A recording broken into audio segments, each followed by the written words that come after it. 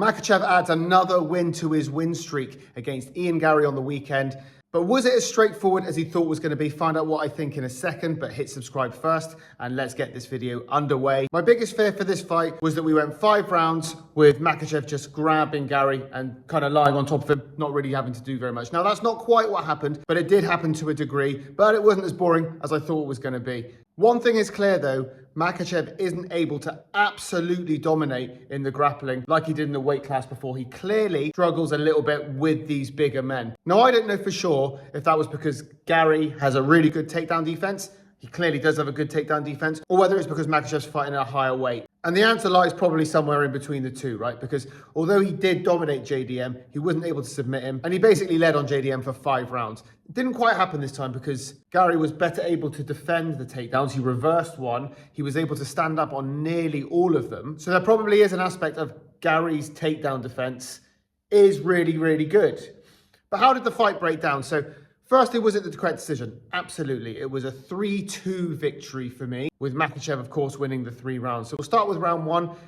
Garry wasn't really as active as he usually was, not just in round 1, but in the whole fight. And Makhachev was able to grab his leg. I look at these ankle grabs and leg grabs that these Dagestanis do, and I think to myself, it doesn't even look like they set anything up sometimes. It looks like they're just there, and then they just reach and grab. And once they're in, they're so deep and it's so hard to shake them. Garry did really well, but that very first takedown, it looked like he just reached for his leg, he grabbed it. And then the rest of the first round was effectively him up against the fence. I think he did go to the ground and was able to pick himself back up. Garry fought the hands really well, but ultimately he lost that first round because Makhachev had full control of him. The second round was a little bit different for much of it. So Garry was a little bit more effective. He was able to stand up after being taken down. He was able to strike a lot while in the clinch. Unfortunately for him, he ended up losing this round as well, because as he broke from one of the clinch, as he was ripping his arm out, which I thought was probably the wrong thing to do as he was doing it, he got caught with a left hand and then a high kick, which dropped him to his knees. It didn't turn his lights out, thankfully, for everyone watching. It meant that Makhachev ended up controlling the rest of the round. He grabbed him, one killer takedown, and for the first time in the fight, Garry was actually on his back. He ended up recovering, getting up, but Makhachev definitely won the round. I think Garry was able to win the 3rd round. I think he coped with the grappling very well, and then he started catching Makhachev. A lot of body kicks. They were starting to take their toll. He tried to set it up for a head kick, but obviously those were blocked. But that must have taken its toll on his arm. And if you noticed in the clinch, Garry was fighting his hands, but he was also elbowing his forearm, and that must not have been pleasant for Makhachev. And he was catching him a lot in the clinch, like I said a second ago. So he was clinched down, and Garry his head was always there for some reason, Makhachev. So although he was dominating in the clinch position, his face was getting beaten up quite a bit. And if you looked at the end of the fight, Garry's face didn't have much damage on it at all, whereas Makhachev's face had quite a bit of damage, and that came from the clinch points. A couple of the strikes were from the feet, from standing from the non-clinch position, but most of the time it was when Makhachev had grabbed him and was trying to take him down, and he was getting caught, and he got caught quite a lot with quite a lot of hard shots, probably because Garry's a bit rangy, right? So he was able to wind up more than your average height, or shorter than average height person would.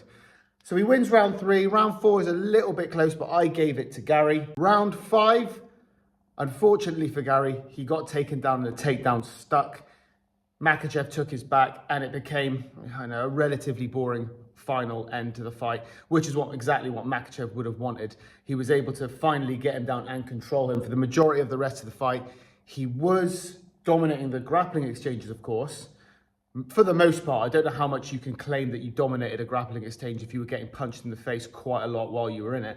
But we have to give it to him, right? Most of the times they went into a clinch, it was Makhachev who was dominating, apart from a couple of times. Though there was that one time, wasn't there, where Garry was able to reverse the position. I think that was in round 3. The commentary team was saying he got past the shoulder and climbed on top of him.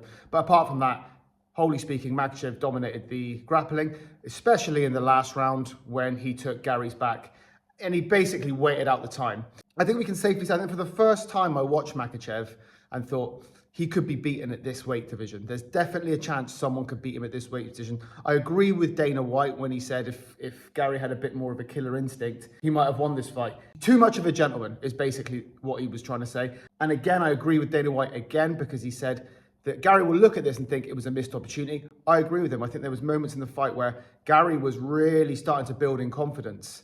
but he still didn't have quite the movement that he usually does. There's something about Khabib when I used to watch him that's the same as Islam Makhachev, is that because their grappling is so good, they're able to take a fighter away from their usual game, because those fighters know that if they play their usual game, they'll be taken down quite quickly. I don't think it's because Garry wanted to adapt his game. I think it's because he had to adapt his game because Makhachev's takedowns and grappling is so good. But I thought it was going to be a boring fight.